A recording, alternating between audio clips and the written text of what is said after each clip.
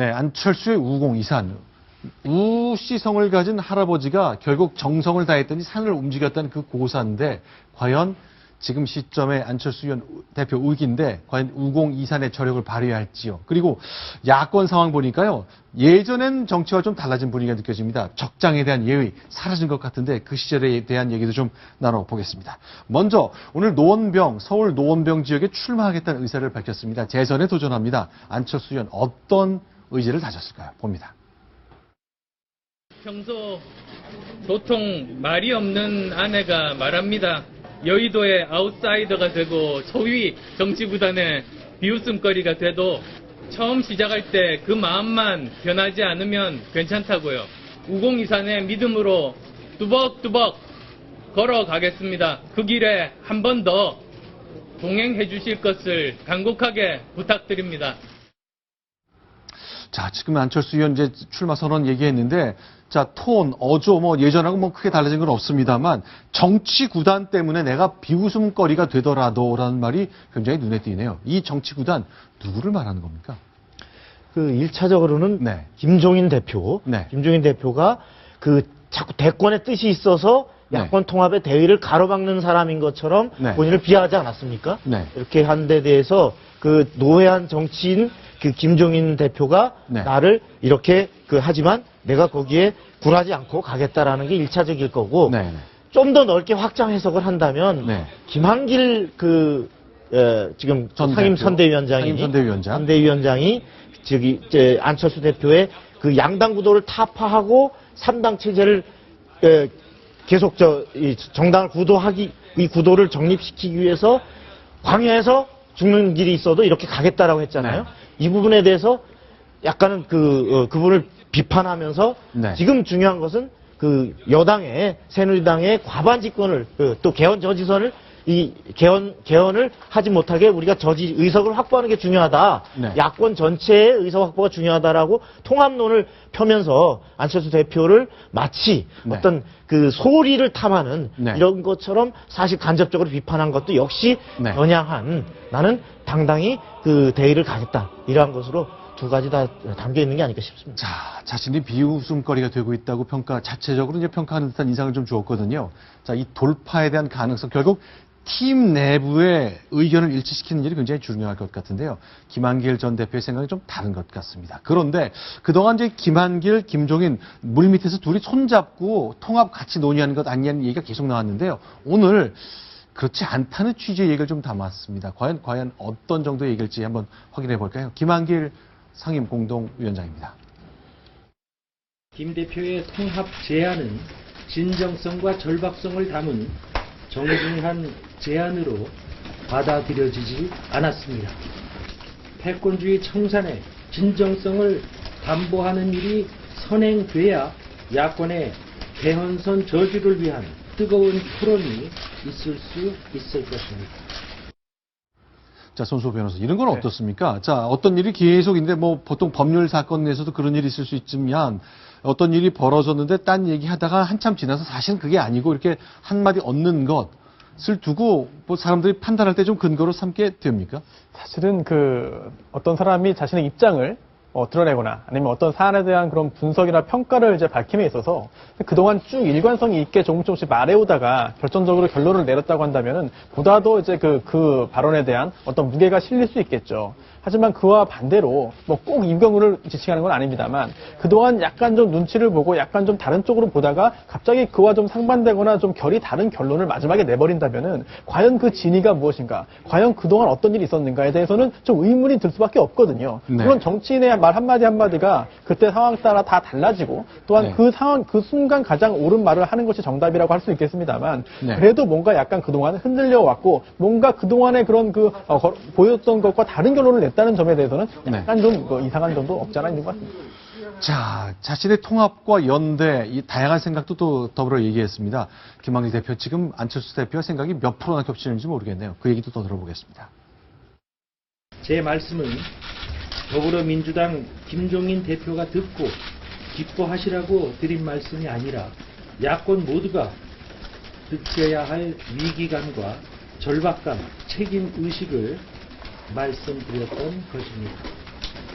저는 통합이니 연대니 하는 방식에 대해서요. 어떤 말씀도 드리지 않았거든요. 우리가 토론해봐야 된다고 생각했던 것이죠. 제가 우리 당을 대표해서 제1야당 대표하고 만날 가능성이 있을까요? 우리 당의 또 대표가 만나는 게 맞지 않겠습니까? 자, 저 자리에서 이제 김한길 그 공동상임위원장, 선대위원장이 했던 얘기 중에 하나가 아니, 내 지역구 사정이 어렵기 때문에 내가 이런 게 절대 아니다라고 손살을 쳤더라고요. 그만큼 그런 얘기를 많이 듣나 보죠. 아니, 어제도 사실은 네. 모든 시사 프로그램이 많이 김한길 대표, 과연 김종인 대표와 손잡고 탈당할까요? 이 질문이 네. 가장 많이 나왔고, 또 하나는 김한길 대표 지역구에서 이렇게 여론조사에서 3위를 달린다거나 여론조사 네. 결과 안 좋은데 결국 그것 때문에 아니냐, 이런 보도들도 많이 나왔고, 기자들도 실질적으로 그 질문을 가장 많이 던졌습니다. 네. 이걸 보면서 정말 이건 나에 대한 치욕적인 얘기다. 내가 왜 통합을 얘기하는지 내 그 진정성이 전달이 안 됐다, 이렇게 판단을 해서 좀 더 소통이 필요하다고 생각을 해서 오늘 저 기자회견을 좀 연 것으로 보입니다. 나에 대한 모욕이라까지 네. 했군요. 굉장히 이 부분에 대해서는 화를 네. 많이 냈습니다. 자, 지금 현재 보시는 곳 광진갑 지역에 출마했던 김한길 대표가 자, 부인 최명길 씨와 함께 선거 유세하면서 그 유권자들 만나는 모습인데, 자, 어려운 지역구 사정과 연계해서 내가 그것 살기 위해서 합당 내지는 통합하자고 얘기하는 거냐, 나에 대한 모독 이렇게 얘기했습니다만, 자, 결국 많은 숫자가 얘기해 줄 것 같습니다. 지금 이제 대구 지역 수성도 그렇고요, 광진갑도 그렇고 이제 언론사 여론조사에 따라서 여러 가지 뮬밑 상황이 좀 숫자로 점검이 될 것 같습니다. 자, 그러면 김한길 대표 어떤 선택을 할 수 있습니까?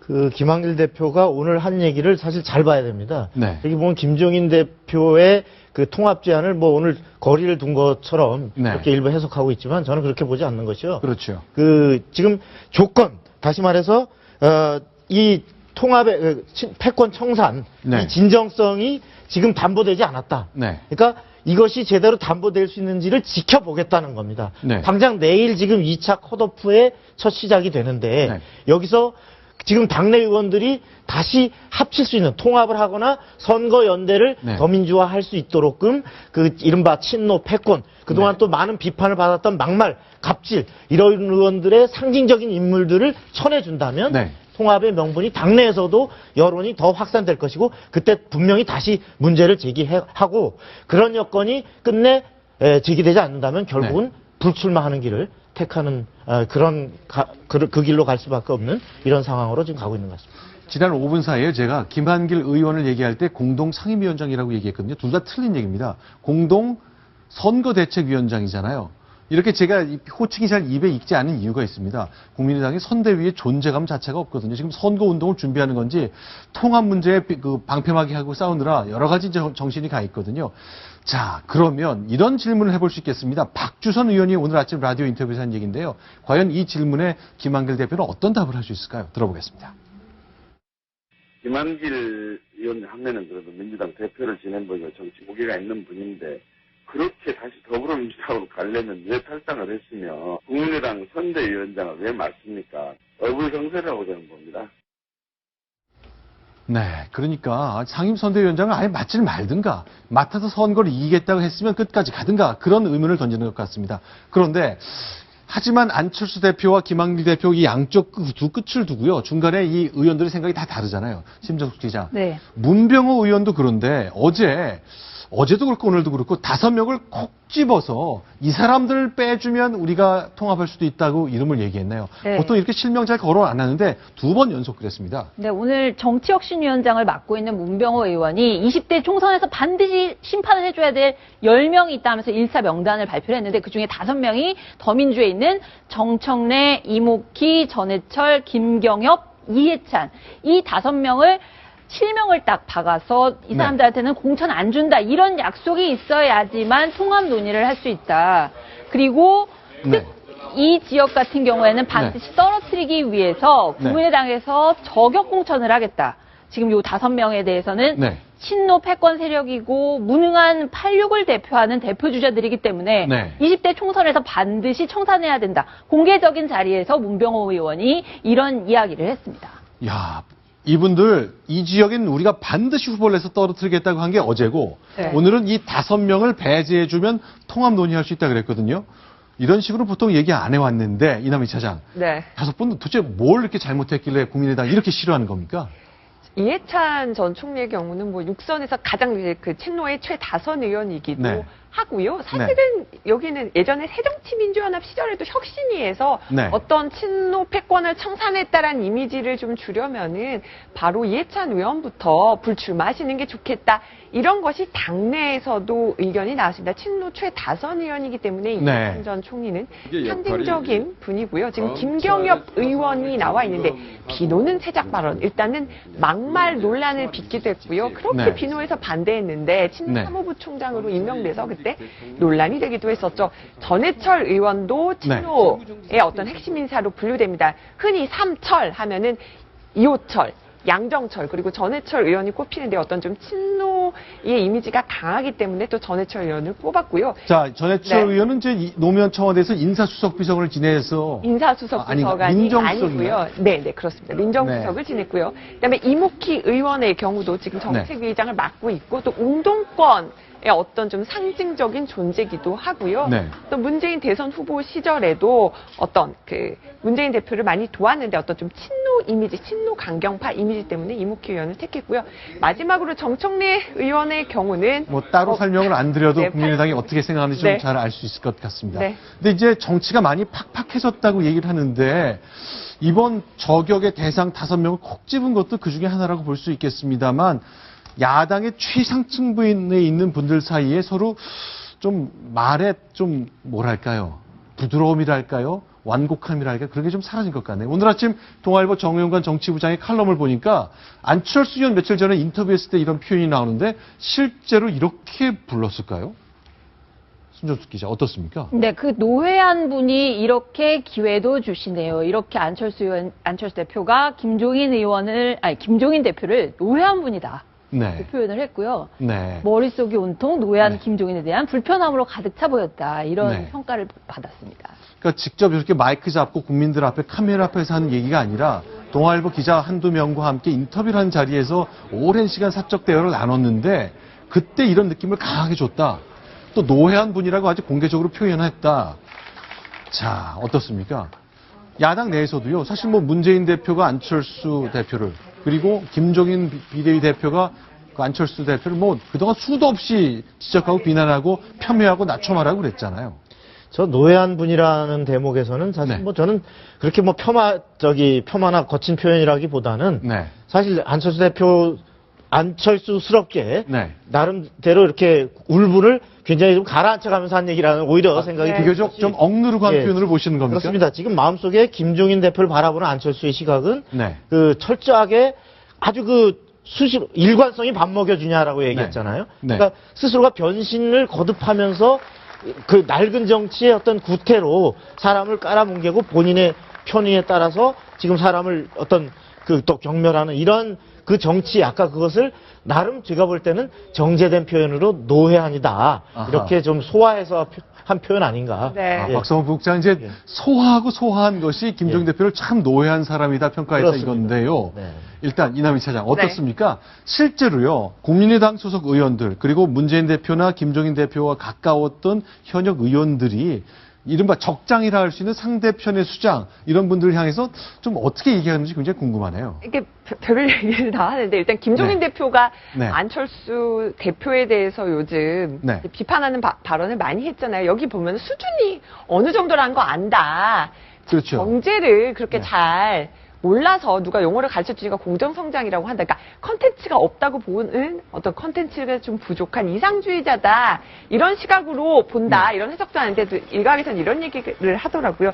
한때 이제 김종인 대표가 안철수 대표의 멘토였잖아요. 네. 이런 얘기들도 하더라고요.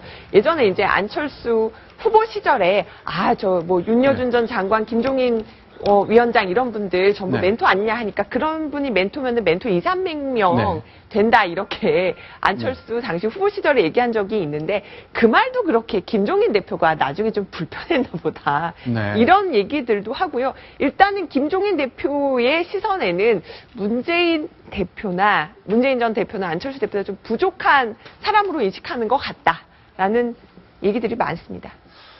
자, 그러니까 적장에 대한 예의도 그렇고 상대방에 대한 예의도 그렇고 어쨌건 고강도 비판은 내놓되 표현만큼 좀 다듬어서 했으면 좋겠는데 현재 야권 정치 상황이 그만큼 갈등 국면으로 들어갔다는 걸 좀 알 수 있을 것 같습니다. 노회하단 말도 억눌러 했다는 평가까지 박성부 국장 내려주셨습니다.